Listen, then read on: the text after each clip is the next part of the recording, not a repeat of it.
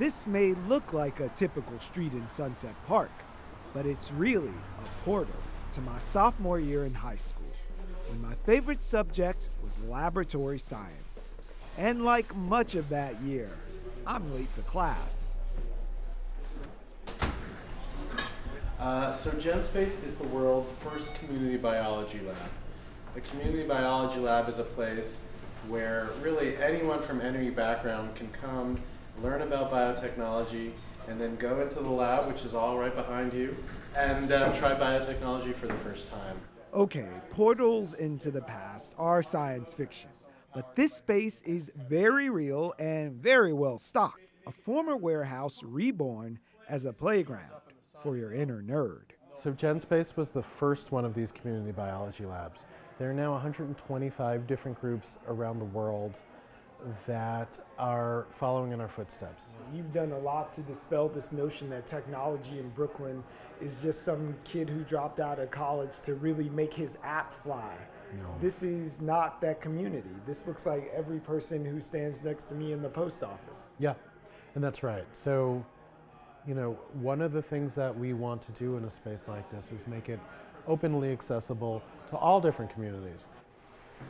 Will SHINDEL is the lab manager at GenSpace, and the day after orientation, he gave me a private tour.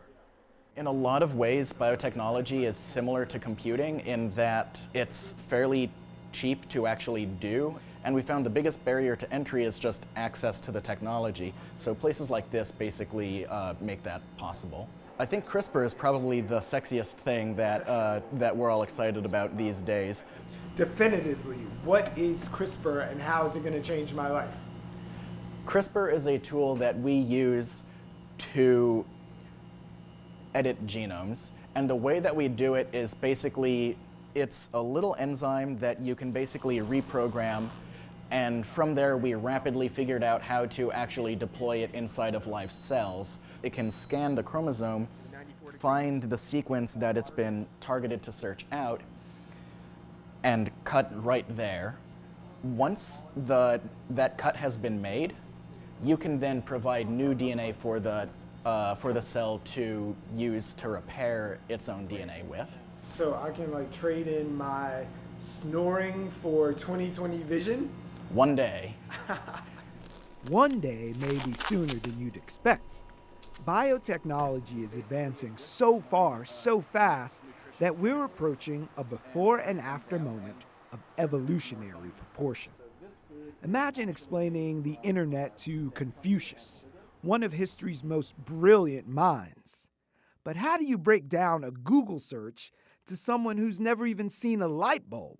Artificial superintelligence and runaway technology, forcing a giant leap forward where old models fall to new reality and unimaginable changes to human civilization, referred to as the singularity. When many people hear about CRISPR, their first thought is that it'll lead to either the singularity or the apocalypse.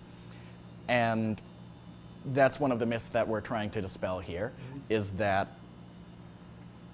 it's a tool just like any other tool, and it will certainly advance technology, but it's not going to single-handedly change anything by itself.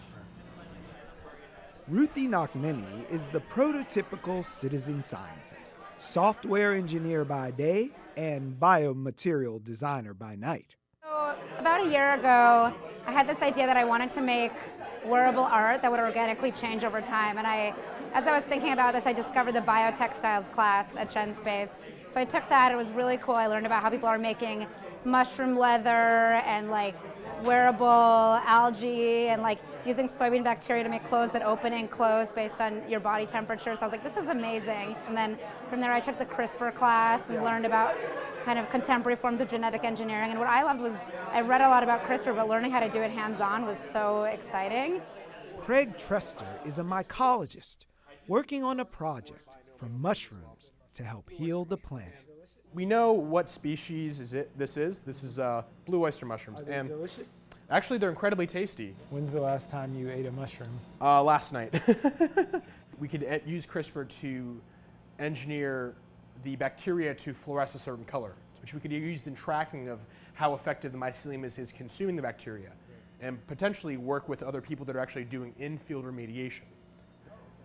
What makes Brooklyn so great is that there's so much going on, and people are really into interdisciplinarity, cross-disciplinary research and activities. So we have designers and artists who are coming to this space and looking at biotechnology as their next palette.